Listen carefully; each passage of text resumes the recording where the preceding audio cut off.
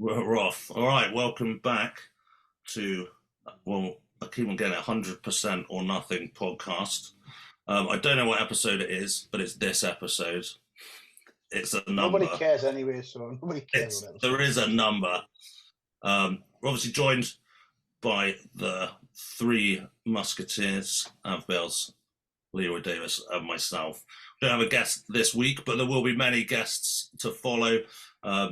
But we thought we'd get in and answer some of the questions that we may have missed in previous DMs. So sometimes we put things up or people reply like whilst it's being recorded or slightly after us. So we thought we'd just hook up. And actually we have caught up because we don't see each other as much as we'd like to. And we're going to just get into some of the questions that we may have missed. So listen out for yours. Who wants to read them out? Shall I be reading out, Guy, as well? Yeah, you'll be reading out, Guy. I am reading out, Guy. You have a teacher voice. You got the best voice, don't you? I have a soothing voice. You do. So I often listen to Dan's voice notes before I go to bed. They should put it on the Aura Ring app. Like, oh, your sleep wasn't that good last night. You should listen to Dan this evening to get a better deep sleep score. I did start listening to the Aura Ring thing as well. Did you? It's the most annoying voice ever. Anything to try and get a decent night's sleep. Oh, the thing, it's really, when something's recorded really close and you can hear like they're chewing, like it's too close. I just, it makes me want to throw up. I don't know why. So it's like, listen to this really soothing, and I'm like, oh God, I'm going to die. Because they've got real microphones and they're not using AirPods and fucking... Oh, but it's like too much. I feel like the phone's like going to spit like hepatitis B on me or something. It's, man. Sorry, just a quick one. Did you see the latest Duad podcast with Ian Valier got a new microphone? It sounds amazing. I'm going to get one of those. I'm actually going to DM him and ask him which one it is because my Rode one's pathetic. Is it? Yeah, it literally sounded like ultimate professional studio microphone. If I don't sound 10 grand. If I don't sound like Ian, I'm going to be fuming. Go and watch it. It is very impressive. I'm going to watch it and just audio analyze it. I'm going to listen to anything that anyone says. I'm just going to frequency analyze it. You're the sound guy, Dan, so... Do you reckon it will make you not Geordie? Do you reckon it will make you American? I was actually going to put on the captions on this, so let's have a look. Here we go. Let's see if we can... Does it do it live? No, it can't. Look there. Doesn't understand a word you say, Dan. Oh, what? Actually, doesn't understand a word I say. Leroy, say, come on, Diesel, let's get busy. Come on, Diesel, let's get busy.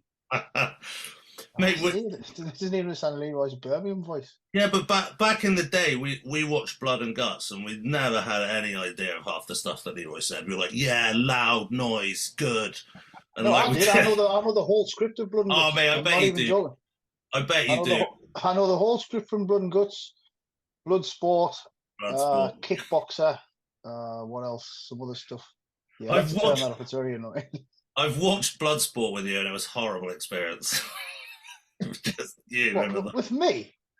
Don't you remember we put it on? Jay Magic no, Ice. Not at all. You don't remember? Let's just forget about that if that happened. That sounded a bit homosexual. Not that I've got anything against homosexuals, but sorry, I did the old place. Yeah, I was wearing the CPAP, and everyone was like, "Dan, you were snoring." I was like, "It actually wasn't me because I had my CPAP, so it wasn't me for once. It would have been." Right. Sorry, we're just talking shit now. Come on, Dan, give us some questions. All right. So the question was, just quick one, Leroy. How are you looking so fresh? Yeah, I was annoyed. You've had some treatment. He's had a massive. I've had my monthly bath. Facial or something. I've had my monthly bath. No, you're looking very fresh, Mr. Davis. I've been out in the garden, mate. I've been out in the garden doing a bit of gardening, sorting the garden out. Nice bit of fresh air. I had the tortoises out running around. Good. Yeah, I had Flash out this morning, but he stays in his enclosure now because he just escapes and it takes like 5 hours to find him. So that wasn't going to happen again. I just would never have thought I'd be on a podcast with Leroy whilst he talks about gardening and his tortoises. I just conceptually, it's just Yeah, I've said this many times. Leroy's two separate people. It's true. Jim Leroy, and then he's Mm. Gentleman Leroy on the other side. So, yeah. So question 1 was, and we wrote these up from everyone's DMs, so I haven't written down who wrote them, so sorry. Just make a name If you could shoot, just make a cool name up. This one's from Kevin Leveroni. Yeah, this is from Kevin Leveroni. If you could choose one exercise for each body part, what would it be? So only one, like you do. Leroy first. Right. Yeah, Davis. Chest would be incline press. Heavy, obviously heavy. Barbell or barbell.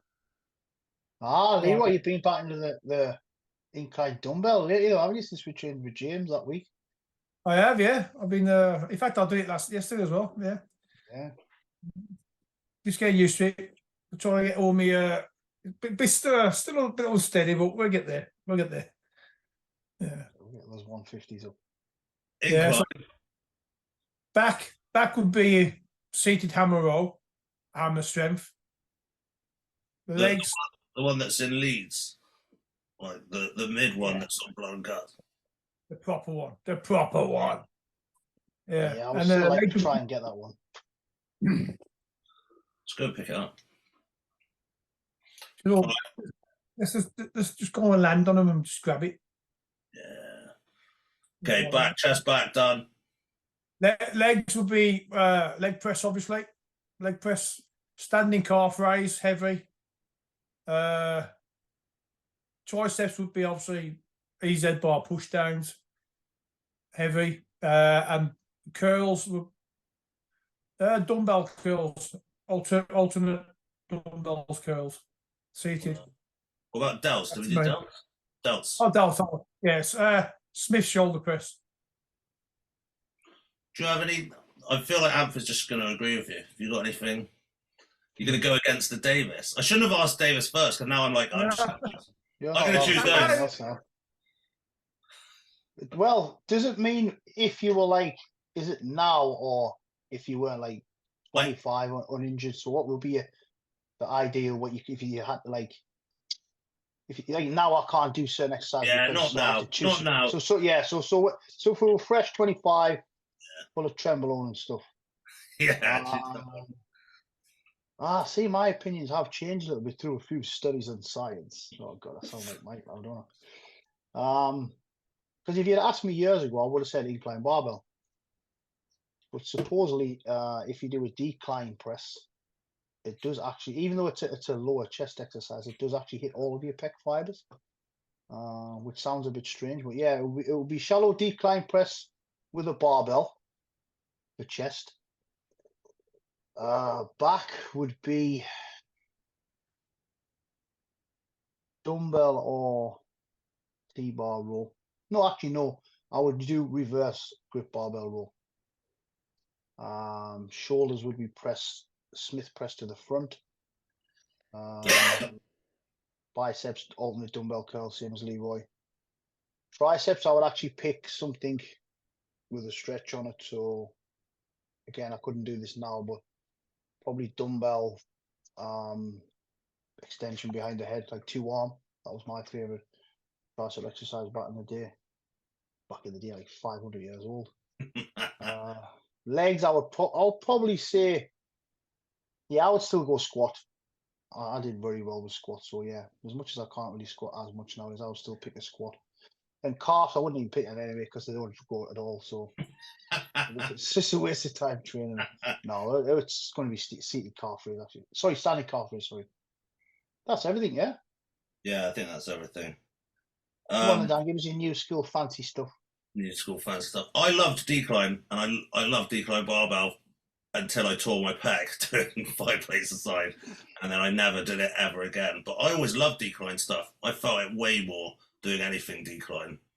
So yeah, if I was fresh, my chest was okay. I probably just would do that again without tearing anything.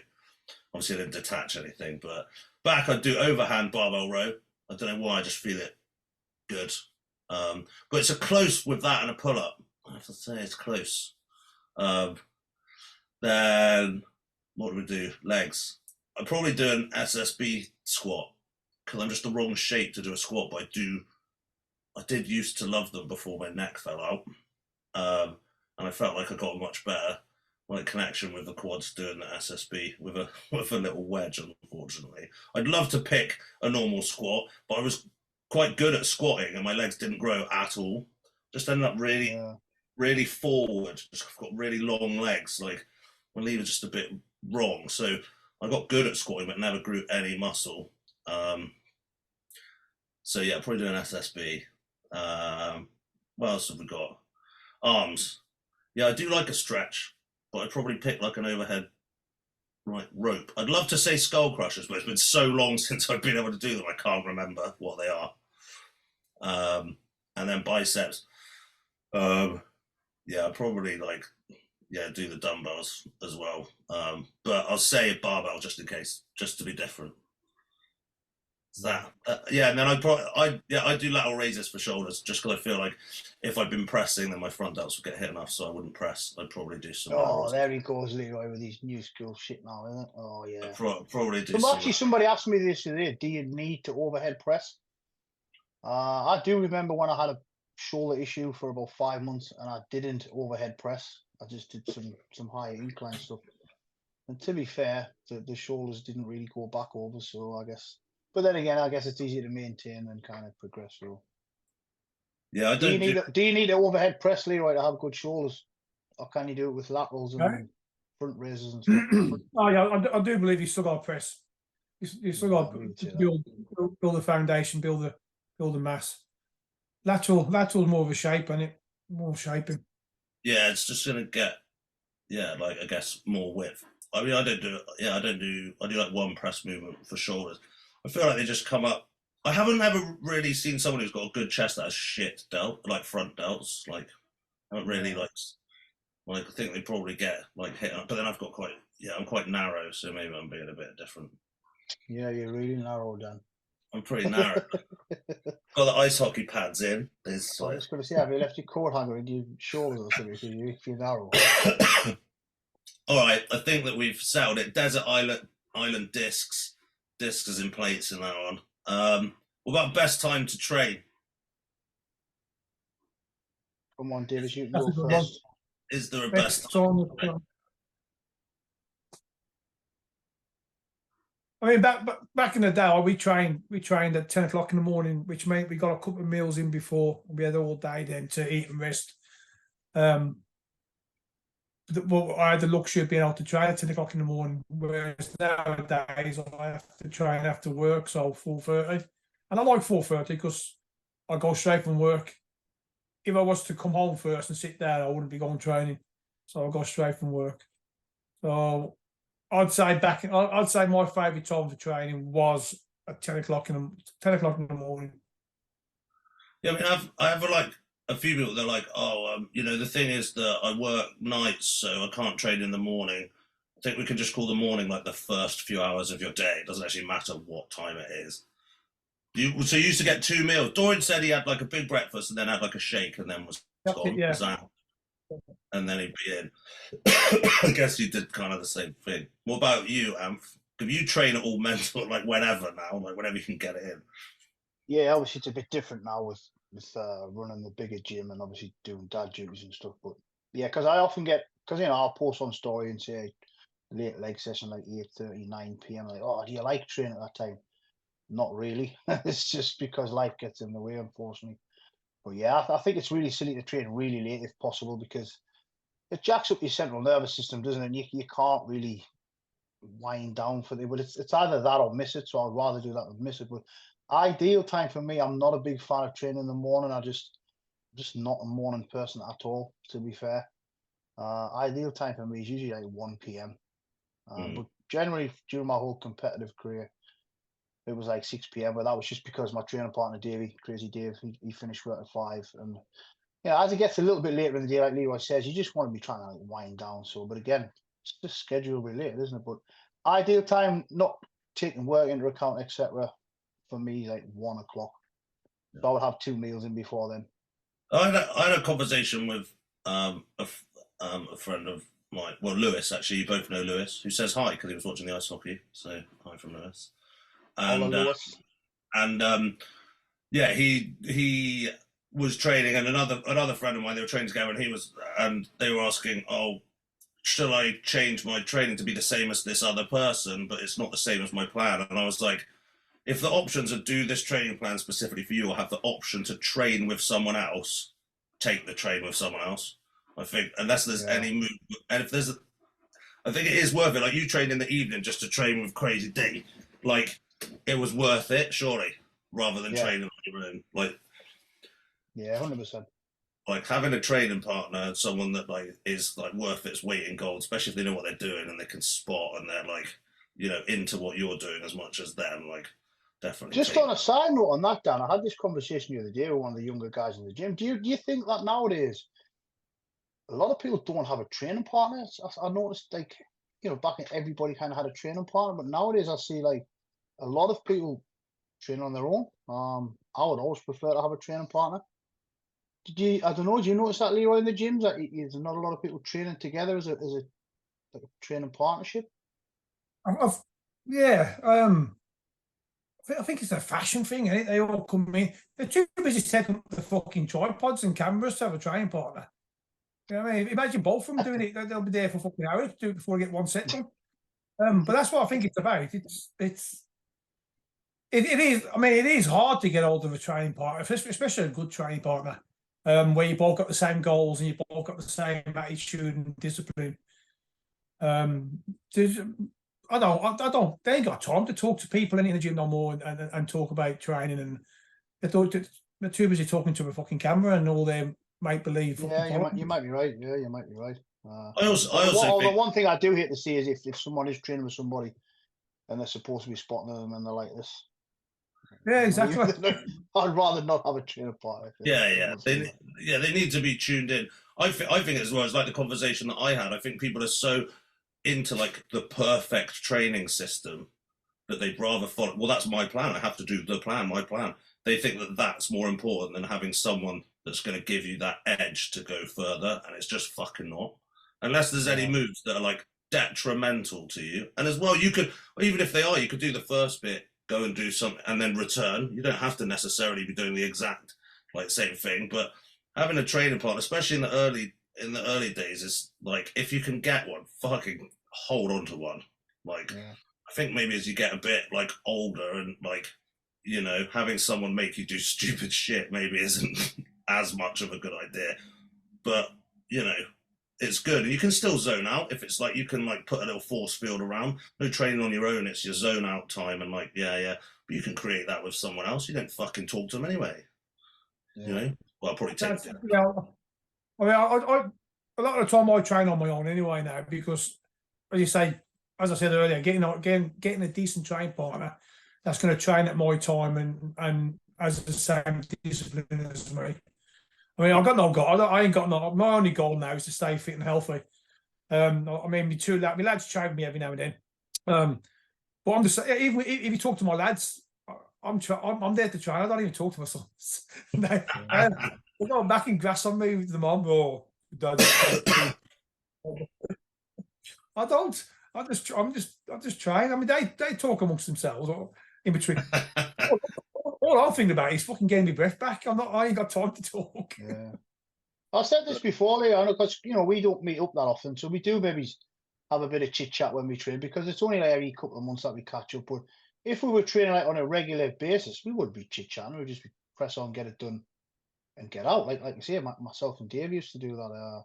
The only thing I'm not keen on is having multiple. Like, so if I train like one day with this person or another day with, I'm not keen on that. Or maybe it's not so much now because I'm not going as nuts now, but I just don't like having like a variation in the spot or something. Or because John Smith might spot a little bit different than Dave Jones, or I'm making stupid names of it, but I'm not keen on that. So if I do tag up with somebody like now, and I'm having like a real hard session, I'll probably just go to failure, just because I don't want to risk somebody like giving me a bad spot or not knowing what to do or something. Or give you a bad spot, will spoil your set. That's But it is true. It is happening less, actually. You do see less people. There are There are some, but yeah, I hadn't actually even thought about it. But there's definitely less like crews. You know, even if there's three of you, like if you move fast enough and you're not fucking about, and as soon as the person's fit, he's setting up the next, or she setting up the next thing. Yeah. It shouldn't take any longer than you need between sets. You just need to move fast and stay like focused. I'll answer the question about the timing thing. I train about 12:30. Because I probably would train later, but I have to eat a lot of food, and later in the day I'm full and lethargic, and I feel bloated and a bit shit. So I'd rather train on a little bit less food and then catch up on rest and food like later. Otherwise, I just feel like minging basically. Yeah, so that's my two. Good point. That was the only thing that I disliked about when I used to train with Dave, because obviously I waited till he finished work, and like back in those days I was shoveling food down, and yeah, there's nothing worse than like training legs on like a bit of a bloated stomach because you're behind on a meal, or like squashing yourself in a leg press or some shit. But yeah, it's just obviously different now. But yeah. What about, we're talking about food? What about pre and post meals? Everyone talks about the anabolic window that you should jump out of. Jump out of the anabolic. Jump out of. Yeah, you've only got 45 milliseconds to put in 9.5 grams of protein per 3 kilos of body weight. Otherwise, you don't. I used to think that I literally used to like have the shake ready, and I used to like just fucking bang it down within like 5 minutes. And if I got held up, I was like, shit, I need to get that shaking.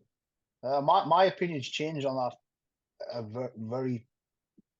lot over the years, actually. So what I used to do was, when I was younger, I used to think, right, we're training at like 6 o'clock or whatever.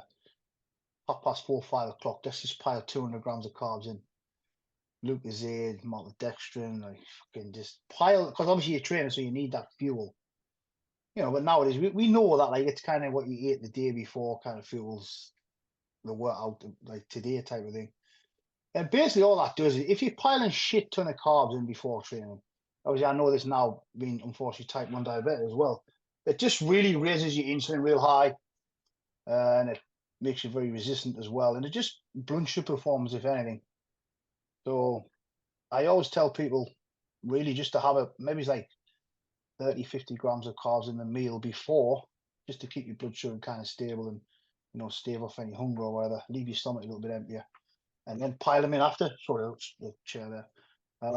Yeah, put them in post, because there is a post workout window, but it's about 2 hours, isn't it?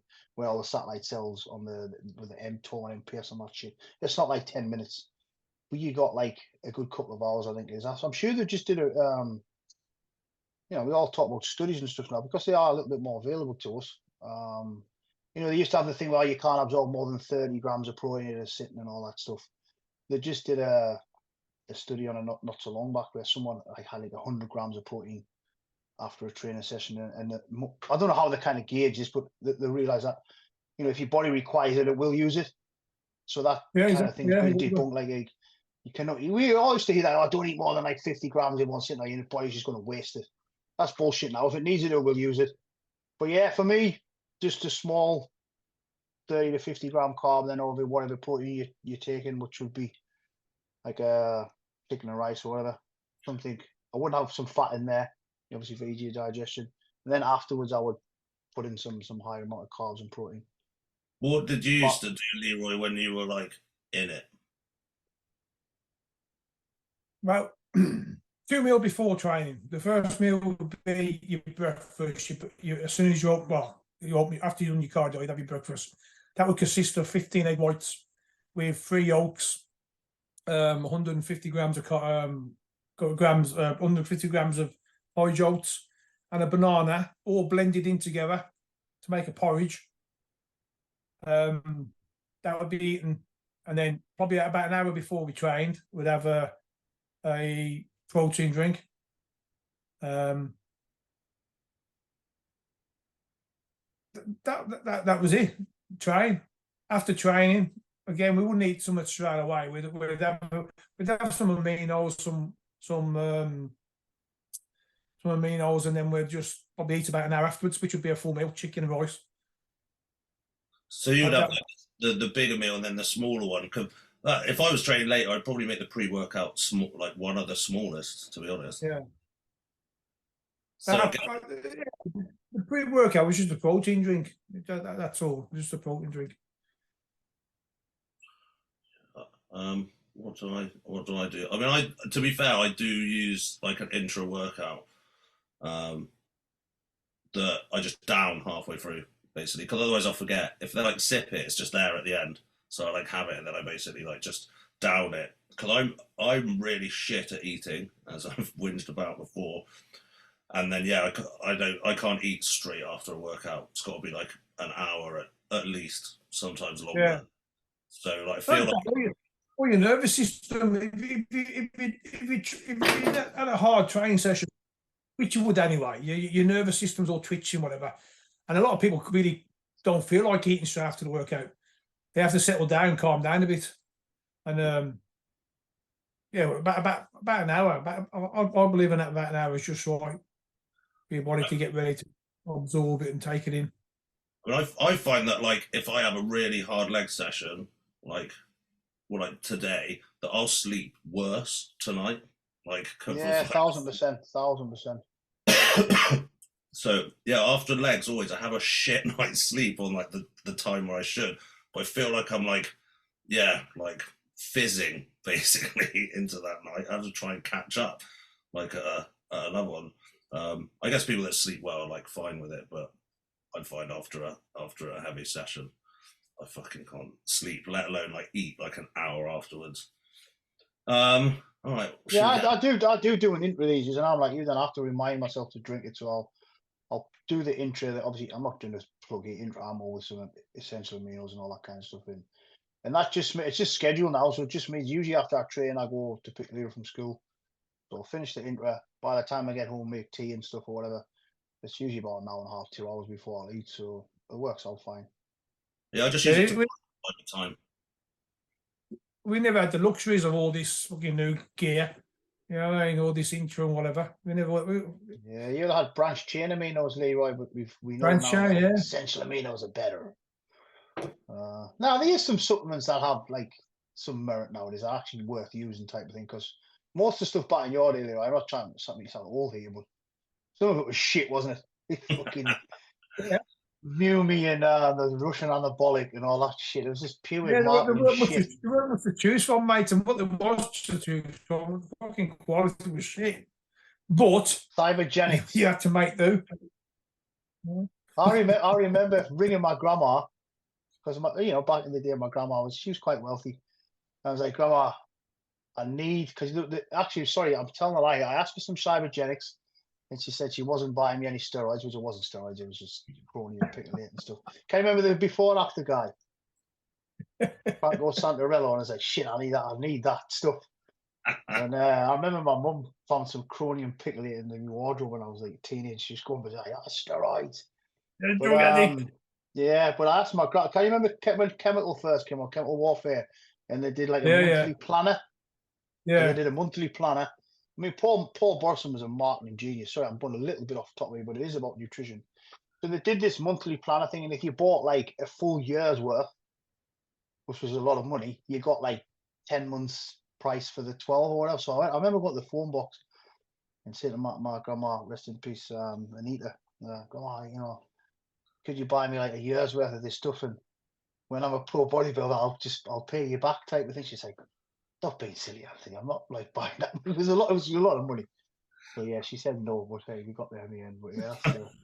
But yeah, I think Chemical Warfare were kind of the first ones to be like, obviously after Metrex and stuff. Around that time, they started becoming like decent supplements worth buying. But yeah, they used to be like the weediest stuff was shit, wasn't it, Leroy? It was just like diarrhea gear, wasn't it? To be honest, just sugar, wasn't it? Just sugar, just tasted nice. That's all it was. Can you remember the Mega Mass where you got like a big massive Mega Mass, but the scoop was like a fucking shovel in there. Yeah. So you had about 5 servings in it. Even a couple of scoops of ice cream for the extra calories. Yeah, nobody give a shit. Is like, get it in you. What do we have? Mutant as soon as you drank it, Dan, you were like in the new generation, really. I was newer than that. There was Mutant Mass when I was starting out, and it was like I was like, oh my God, it's like 2,000 calories. Well, no wonder it was. It's about 15 kilos worth of powder. And it did. It came in like, it was like a square thick, like, it looked like like a Yeah, it trout. was a shovel. Yeah, it was a shovel. It was fucking amazing. But I was convinced that even though I was shitting myself inside out, that was what I was needed to get massive. Yeah. And yeah, hey, I shoveled that stuff in. I put on weight. It was almost definitely all fat, but I was like, yeah, massive. My head was like this big. Perfect. So we're all in agreement, say like a small meal before and like a biggish meal after. Yeah, That's it. Not like I used to do and make the mistake of trying to put like 300 grams of carbs in before, thinking it would fuel the workout. I just throw Basically, it it just sat in my stomach. It didn't get digested before the workout. But I was thinking, oh, yeah, because it's lucozade, it's in the system fast. Yeah. Like, yeah, man must have had the metabolism of like a hummingbird to digest all that. But yeah, live and learn. What's the other one? I'm not quite sure what this is getting at, but what are the first questions your coach should be asking you before you start? And then it's related to personal training as well. So I guess like if you're looking for a coach, what should they be asking you before you start? I guess that's what we're saying. That's a good one for Mr. Davis. That. Go on, Davis. Me personally, I'll always ask, and this is before we start training. This is not, it's not before we sort of get into the programs and whatever. But if they're coming to me for a session, for a training session, especially if I've not met them before, first of all, depending on the body part, but you want to know, have they got any injuries or physical injuries? Have they got any physical problems? Which is a good fit, you know, and 9 times out of 10 they'll lie to you or they won't tell you what they have. You know? Yeah, okay. Oh, that's why I tore my quad first time. I believe it's very important that you ask that question, because a lot of people and get just tell them, tell me the truth. Have you got any injuries? Because we're going to do shoulders. Have you got any problems with your shoulders? Because there's always a way to work around it. Second thing I'd ask them is, are they on medication? You know, it's very important. They're going to keel over. Are you on medication, and where is it?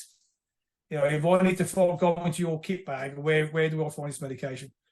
And the third thing I would ask them would be next of kin.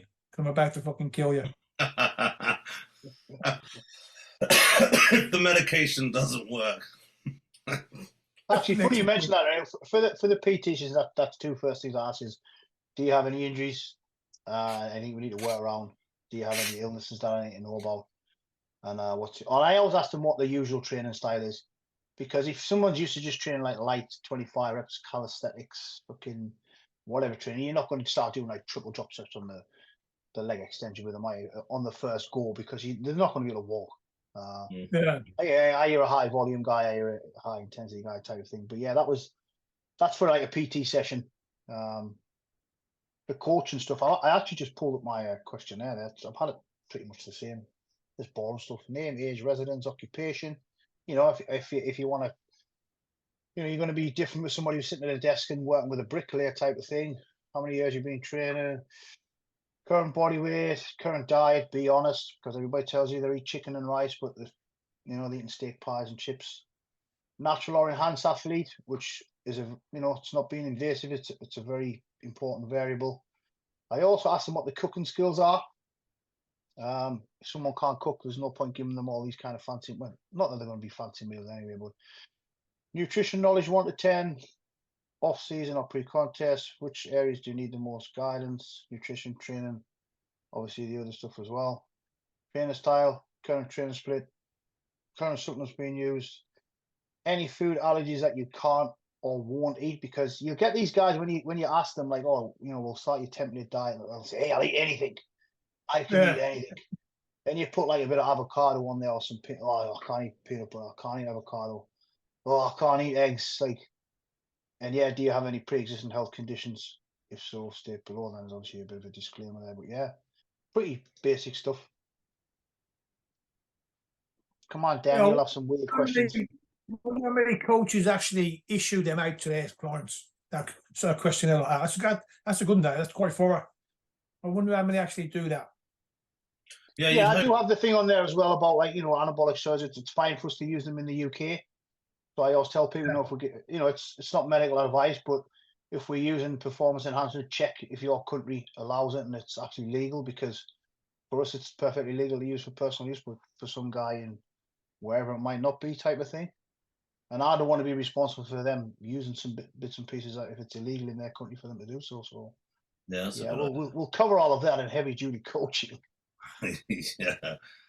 I mean, yeah, mine's pretty much like the same. I mean, I do a point score system for stress and physicality of their work, because I guess for most people, it's like the best diet is one that you can do every day, not just on a good day. So it's like try and get people to plan like on their worst day.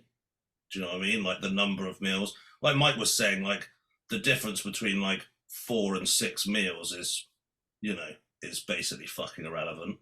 So like if you can't eat 6 meals a day, there's no point me putting it in and us wasting time on you not doing it. Like there's like working around an injury. There's loads of different ways to work around your schedule.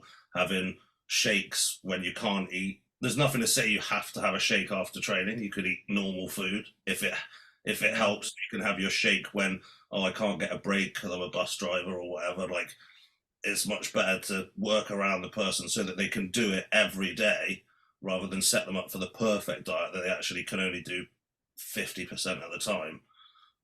So I guess I spend time like doing that. The rest of it's kind of the same as amps, really, because I mean, because of all the new info we have, like I just said before about the whole kind of the protein amount in one meal. Like if you'd asked me that years ago, I would say, listen, no, I can't eat 5 meals because I have to space them out because it won't get absorbed.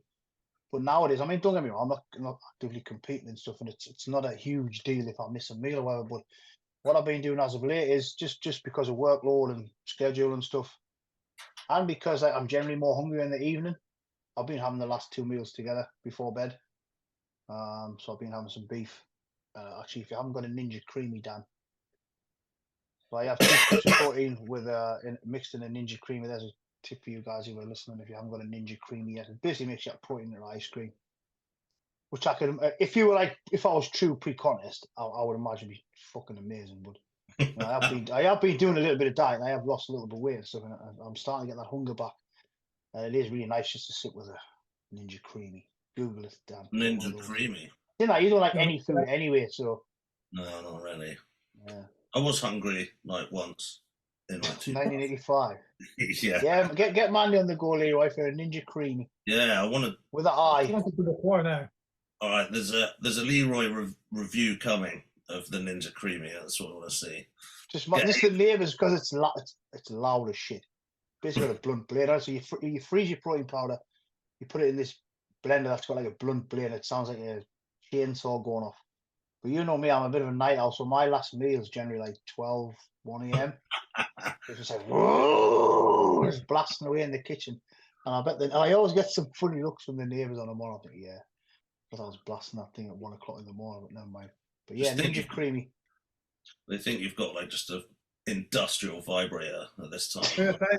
A loud sex toys got. Honestly, if you get one, honestly, it's loud. It is really loud. Oh yeah, I'm gonna sell it. That's definitely happening. What's the other one? Oh, here's like the opposite question that we've already had. Any exercises or machines that should absolutely go in the bin? I know what Leroy's going to say, and I agree. Oh, face pulls. Much better options than face pulls. I would say probably 80% of the exercises that have been invented in the last 10 years. On the fucking face pulls. The wheel isn't broken. The wheel isn't fucking broken. So why are we trying to reinvent it? There's no need to. Keep it simple. Keep it simple. Fucking basic. We're trying to make things too scientific or too educational. We don't need it. But unfortunately, the gullible twats out there, they fall for it, don't they? Yeah, we do a set and then on the phone for 15 minutes trying to tell everybody or tell themselves how many. I mean, if you fucking done 10 reps at 50 kilos, you know, it's in there. You know you've done 10 reps. So come next week, you can't tell me you forgot how many reps to do. Oh, I don't know.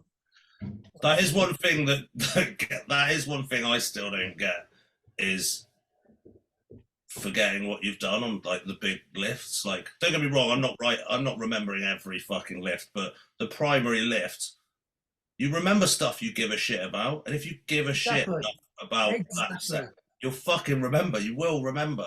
I could tell you exactly what I did last week, even though it was shit. Like, I can tell you. Like, yeah. I used to keep a logbook, but I didn't take it in the gym. I used to, you know. You sit down, reminisce and go through it. You know, especially if you know, obviously when you're doing your prep, you logged everything, don't you?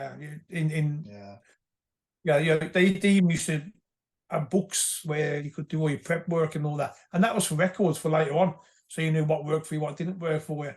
But doing it every fucking set, Jesus. You can remember it to the end of your session, can't you? You can remember it until the end of the session. I've got some. There you go. Look at that. 1998. There we go. Blow the dust off. 2,300 grams of potatoes. 400 grams of corn. You fat bastard. 2,000 grams. That must have been a typo. Let's have a look. Typo in hand. Trembolone per day. Been eating whatever I want over the Christmas period. I've added quite a bit of body fat. Actually, it's quite good about that. Christmas present. I love that you logged that you were going to eat shit on Christmas. That's amazing. Pre-contest diet 2000. That's fucking amazing. Oh, look at that. Basic shit. You've done a cutout. I fucking love it. It's done HMB.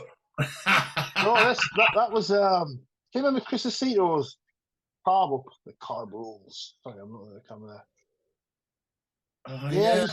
Chris Aceto. The carb rules. And sodium to your diet. Yeah. Good shit, man. I might have a reel after. There's my first cycle, actually. Do you want to see that, guys? Whoa. Whoa. Rally burner. Only old people will get that joke. Yeah, I'll keep those out, actually. Sorry, I forgot what the question was, to be fair. I'm just chatting shit. Exercises to go in the bin.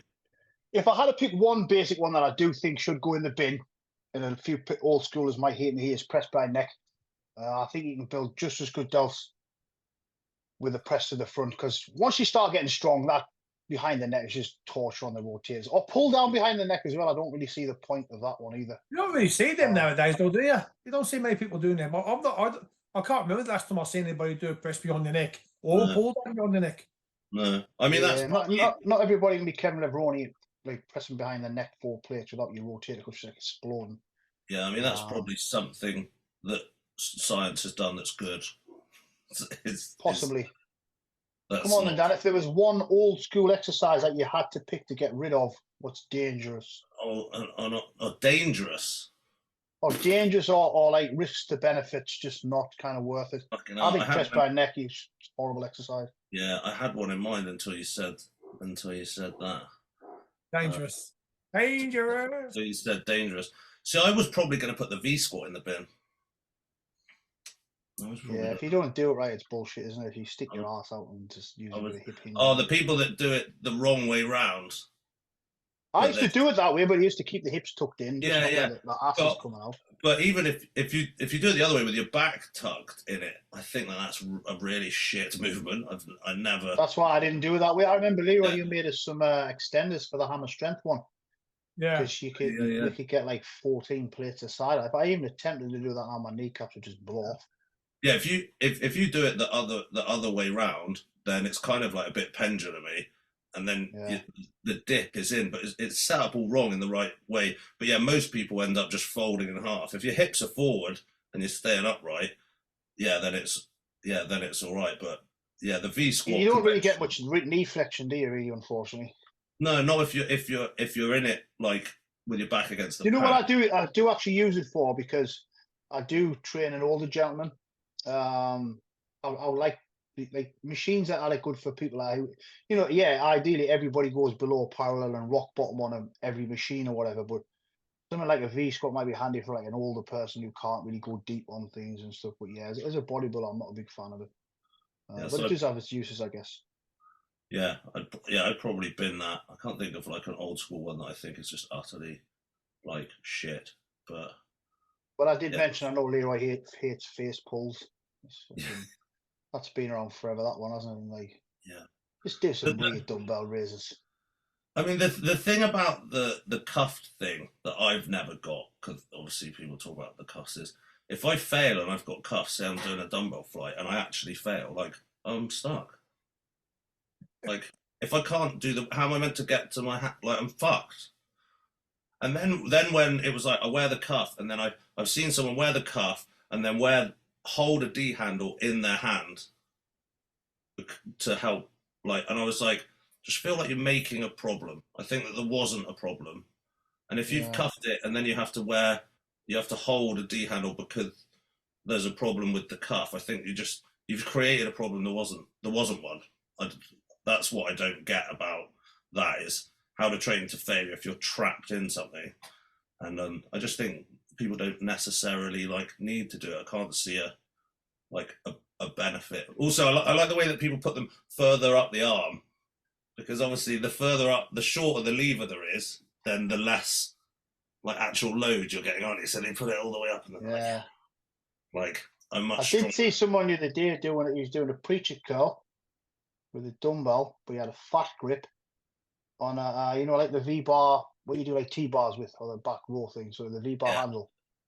So he had that with a fat grip, and he just, I don't even know. Like, Do you remember the video I sent you where someone was doing a dumbbell row, but they also had a cuff on it attached to the machine?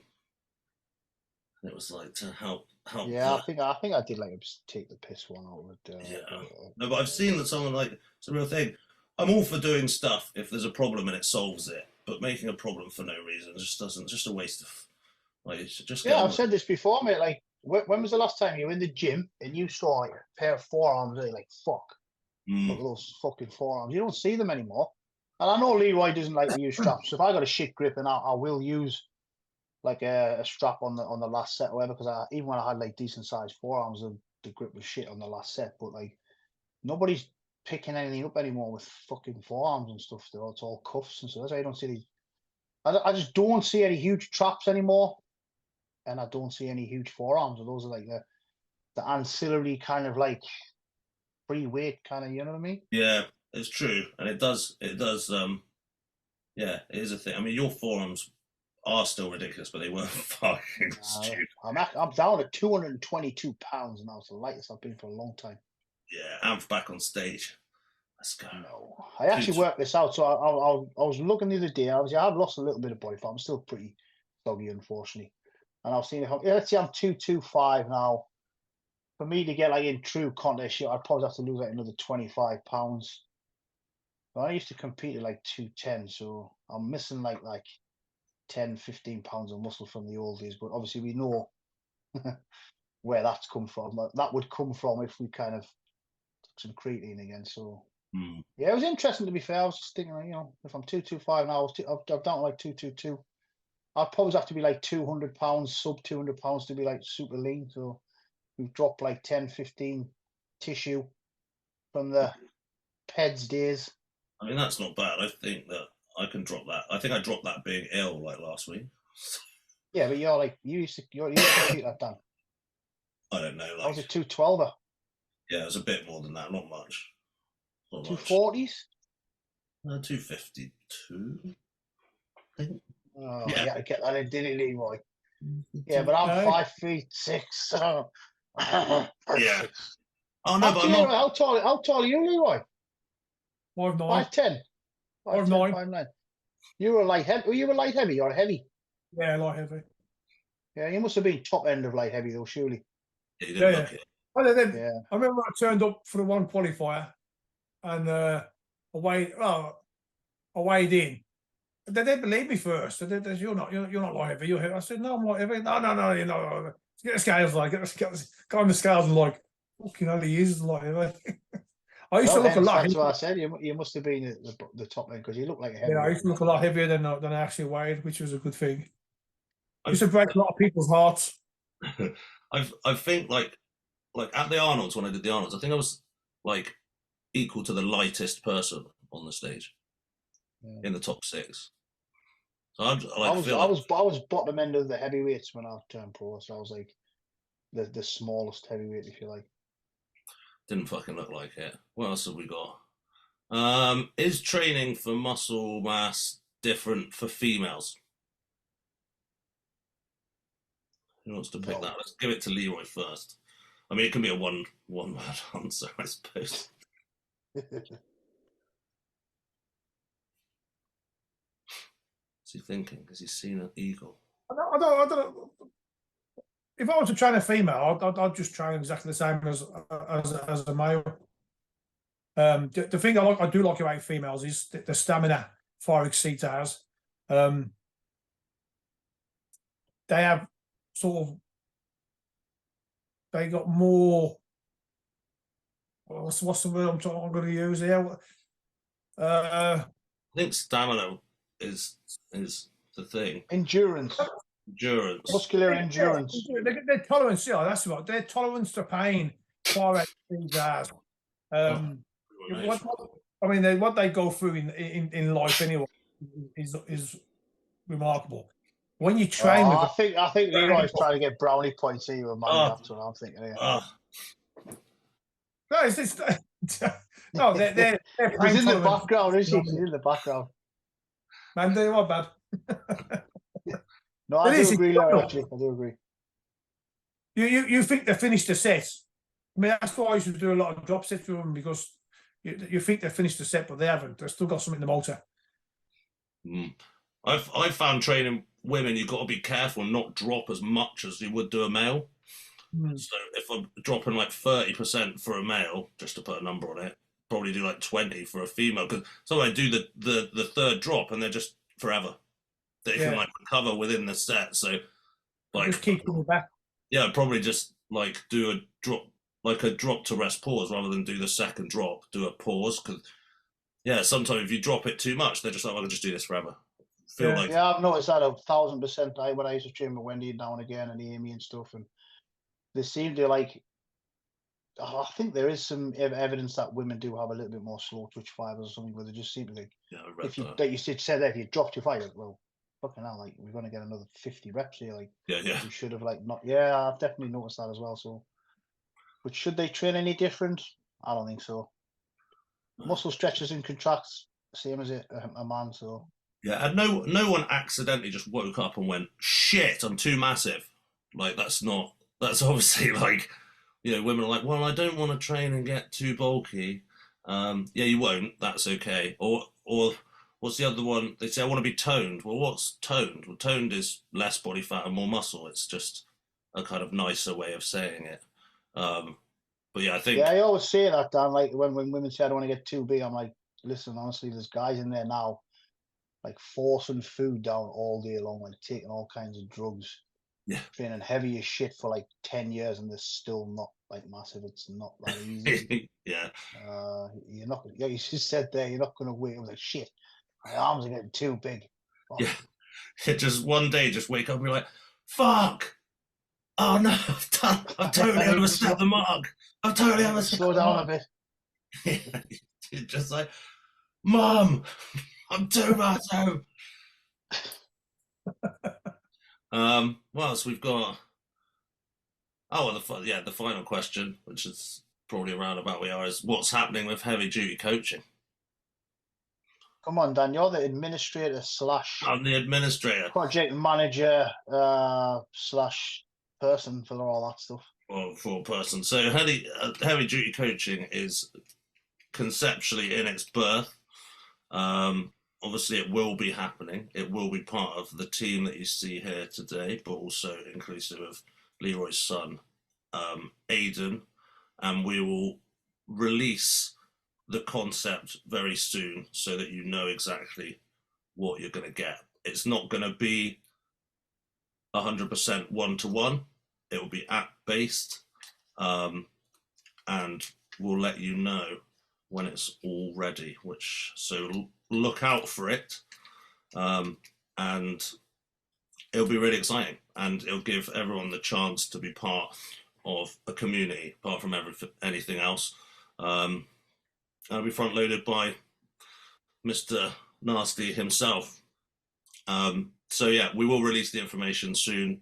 We did hit a bit of a speed bump in terms of the setup, but anyone who's interested, hit one of our DMs and we'll hit you on the email list, and you will receive the information as soon as it's all ready, up and running, and we'll put it on socials and stuff like that. So there's the official. Yeah, I have actually been seeing. I've been screenshot all the DMs with the emails and stuff, and we will compile them on an Excel sheet and get everybody a group email sent out. But I just want to kind of reiterate that we're not going to do it like when you just said there group setting. It's not going to be like a cut of shit. We're just trying to work out how we can all be involved in the whole project, rather than, it's not going to be one of those setups where you got some secretary just answering people's questions. We're just sorting out everybody's roles, guys. So yeah, but it will be us. It won't be hidden behind anyone else.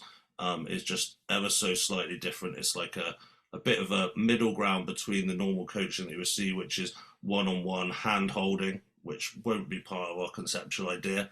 And we'll also have a heavy community and group-based setup as well. So we'll let you know exactly what that means. It'll be also app-driven. That's a bit jargony, but we will let you know what that actually means very soon. So yeah, stand by and get fucking nasty, mate. Other than that, what accent was that? I'm trying to decide. Was that Leroy? Was that me? Was that you? Was that? Yeah, I can't even recall. I can't even recall it now. It's just, it was a one-off. As a combo of all three of us together. Whatever accent you thought it was, let us know. I'll try and recreate it for some voice notes for the app. Just quickly before everybody shoots, because we haven't been on here for a while. It's not that late. What are you up to, Dan? 1 minute. What am I up to? Because you were going to compete. Now you're not competing. Then you've been ill. Then you're not ill. Well, you're always ill, so that's not any new news. Actually, I saw him on another podcast again. Trainer.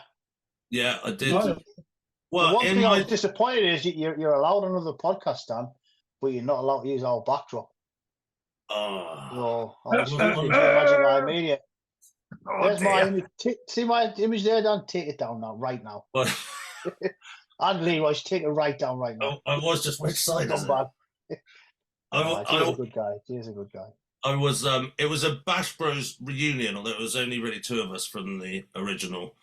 So yeah, if you want to be drastically offended by my language, I brought it back for the Bash Bros. What I did notice is quickly though that you're quite reserved on here, because I know why. Just out of respect for Mr. Davis. It is. When I watched that one, I was like, yeah, here he is, the foul mouth. Yeah. Horrible man. Yeah, it's I true. I know exactly why you're kind of reserved. Yeah, he's just I do as well, Leroy. Just out of respect for the Master of Nasty. Yeah. Me fucking old back though, do you?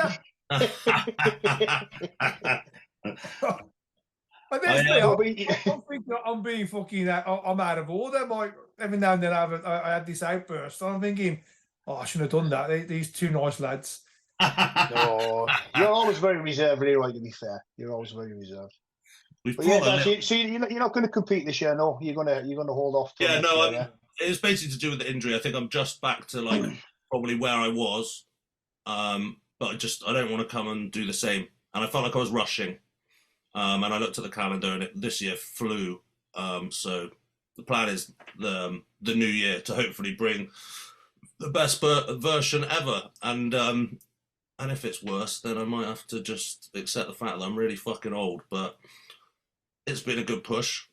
It's not quite over yet. Obviously got ill, yeah, just in one more, and then it should be the best. It's baby steps now. I'm a bit older, but I think I can still bring something better than it ever has been at the moment. Yeah, there's definitely some rinse left in the sponge down 100%.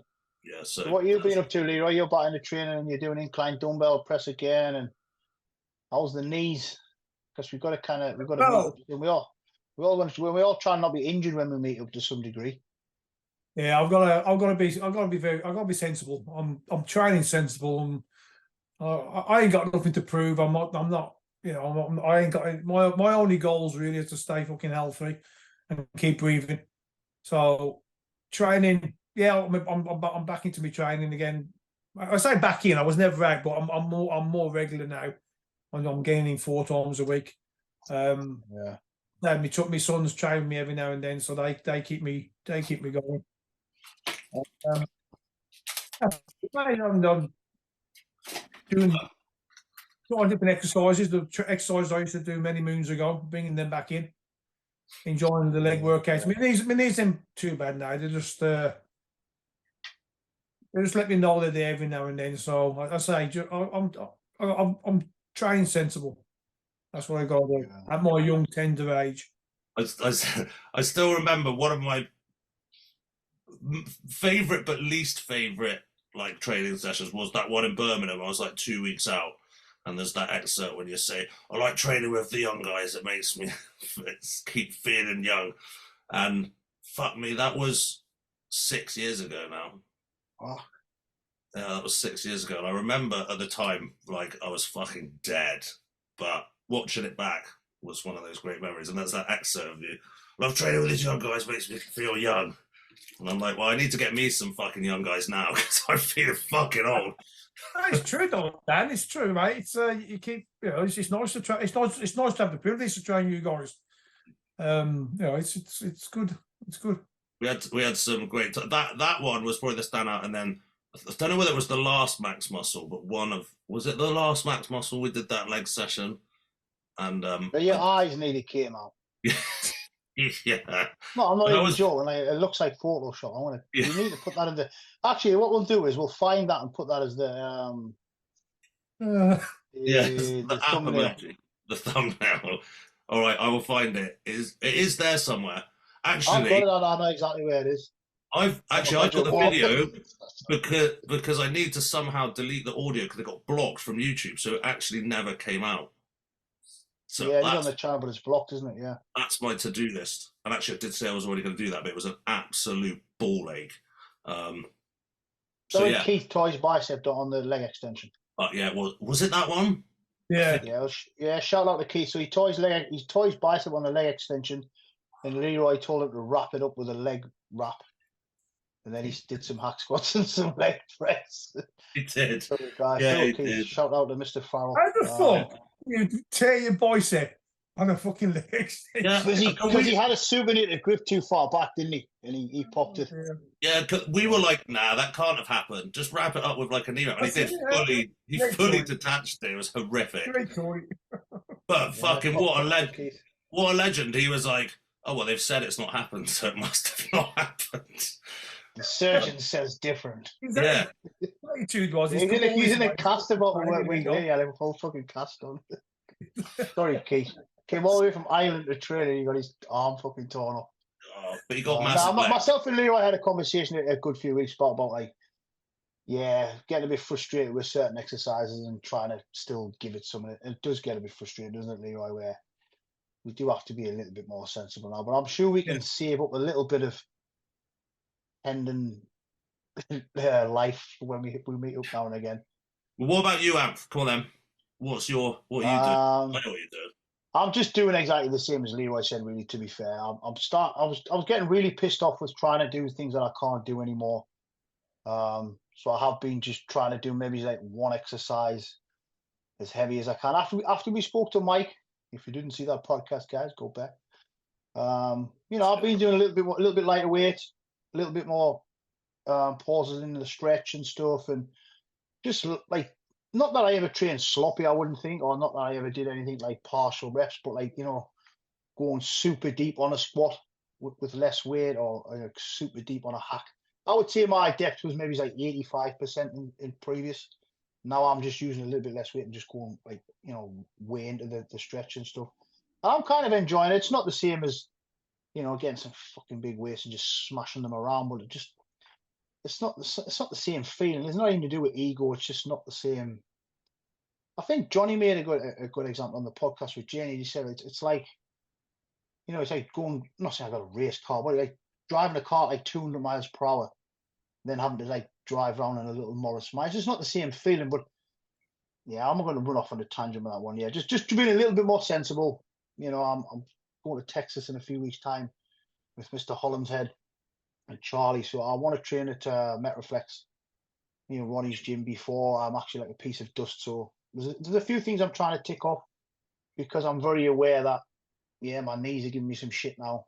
I can't do the stuff that I used to do. So there's a few things I want to do before I start scaling things back, like a lot type of thing. Maybe I never will, but that's what I'm thinking right now is like, I can't be squatting heavy and stuff for much longer, unfortunately. I'm getting of age now. We won't go into that. But yeah, I want to try and get a workout with Tom Platts before I kind of tone it right down as well, if we can, at some point. That's the two left on the bucket list, really, is to go out to Metroflex, train at Arlington, and try and get a workout in with Tom Platts. We're going to meet up with Michael out from Gasp out there and just chill out for a bit, really, just check out Texas.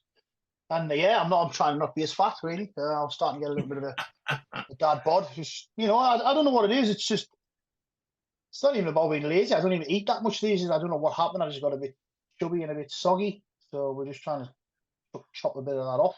Because I know what it's going to be like in Texas. It's going to be like 3,000 degrees. Oh, yeah. And I die in the UK heat. So what it's going to be like, I'm going to try and drop another 10 pounds before I go over there. Just so I'm not like on fire. You'll probably be we're not making a comeback just because we're dieting, guys. We're just not trying to be a fat bastard, really. Trying to be a bit healthy, like Leroy says, just trying to be a bit healthier and a little bit more sensible. But again, I'm sure we can save a little bit of nasty up Leroy when we have a next meeting. We have to see attendance, don't we? Like every 3 months, we can like test them a little bit. This is the shit you should be doing every week, Dan. What we do every 3 months now. Yeah. Well, I did see on because James shared the training video when we were training, and he said, "Oh, could we get some more, you know, vids done because people are requesting them?" I'm like, "Fuck, like me and Leroy have to just stop up on the procs and the pensioners training with the young guys." But I still enjoy it. James video? What, when we went to the shed? No, so we had a video done because Dan didn't come, did he, Leroy? Again, he's going to get fired. Honestly, pathetic. What when Hollinshead came? Yeah, I was on the download. I was uninvited. Yeah, it was kept on the quiet. It was he just wanted to keep things quiet. I didn't make the cut. Stuff. I would have only but, we did a bit of training. We filmed it, and like James shared it on his channel. And I've seen that he's had a few requests for some more Team Nasty collabs. So we best order some ibuprofen gel, Leroy. Some shit. Why we just take snippets out of all the DDLs we've made and just put them together? Yeah, to be honest, mate, it's only been the last couple of years, hasn't it? We've been suffering a little bit more. For me, it is. I've never had knee issues ever until the last year, and they just started to fucking drop off for some reason. Never mind. Yeah, well, I mean, the thing is, though, man, we can still train with intensity. We're just not going to use that much weight. Yeah. We don't need to use that much weight no more, to be honest. Yeah, but I get it. But if you look back at the workouts we've done over the years, we've done some fucking nasty workouts, haven't we? We have some nasty sessions. You know, it's nice. I think that's the only good thing. I know we kind of don't really like the filming thing, but that's one reason I'm pleased that we did film them, because it's just for the memory books, isn't it? They're nice to look back on. You can show the grandkids, Leo, as when I was a lad. Dan, you get your videos done, Dan, from when you were a dad. Yeah, I just get Leah starts to watch my stuff now. She's just kind of starting to take a little bit of interest. She's like, "Why isn't Leroy shouting like that?" You'll have to ask him when you see him. Is he allowed to swear like that? I said, "Well, yeah, when he's training it's allowed, but not any other time, just when he's training."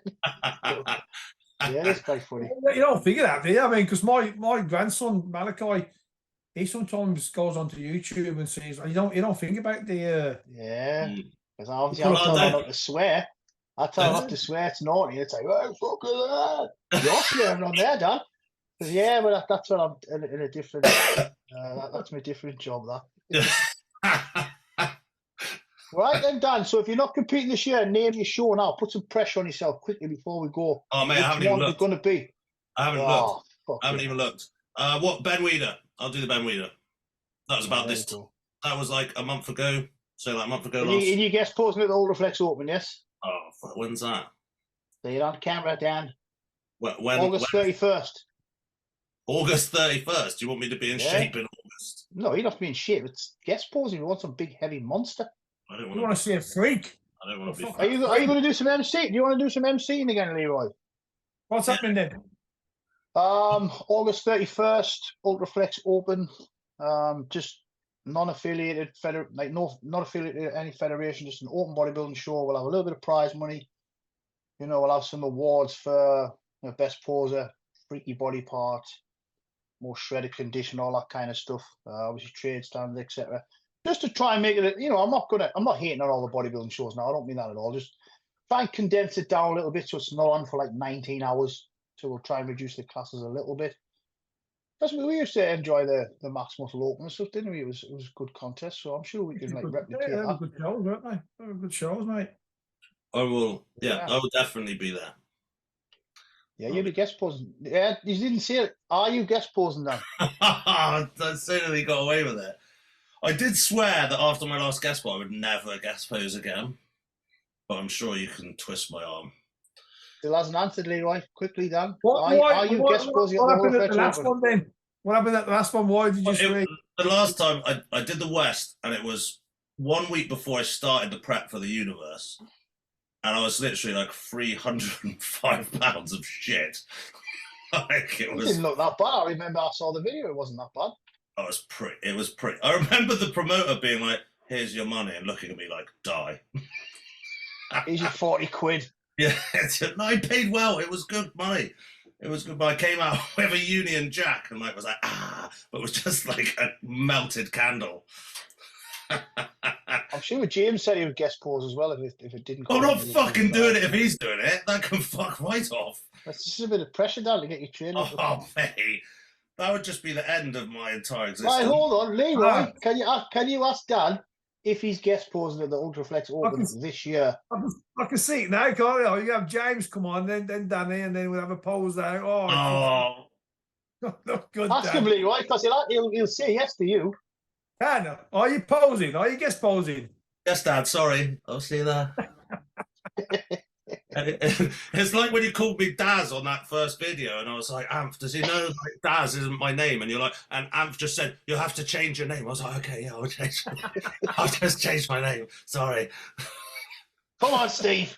Yeah, Steve. Okay, I will be Steve. Mum, I'm called Steve now. It's not a transgender Change thing. his name by default to Steve. Yeah, Like, it was Daz, was it? Come on, Daz. No, I am well known for fucking getting names wrong.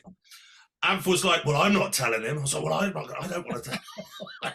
I'm useless at names. I'm not telling him. Nickname I'll never forget, but names I'm absolutely useless.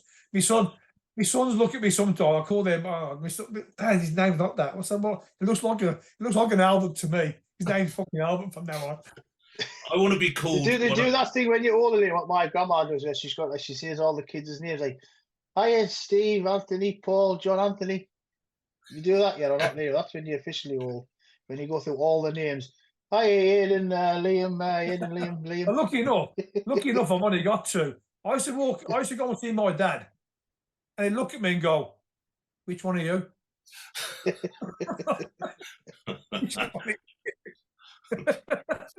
Well, I want to be Chicken Destroyer. That's Chicken Power. Chicken. There was Chicken Destroyer. There was Chicken Power. There's been some lines.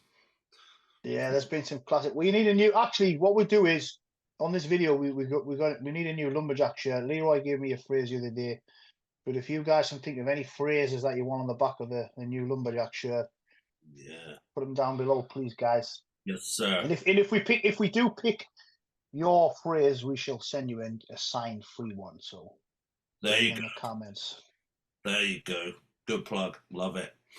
All right, Just to Matt. clarify, Dan, you will be guest posing on August 31st of Flex Open. I'm not talking to you. I'm not talking to you. Oh, okay. Well, you've already answered, Leroy, so it's fine. What are you writing? I want it in writing, Daz Steve.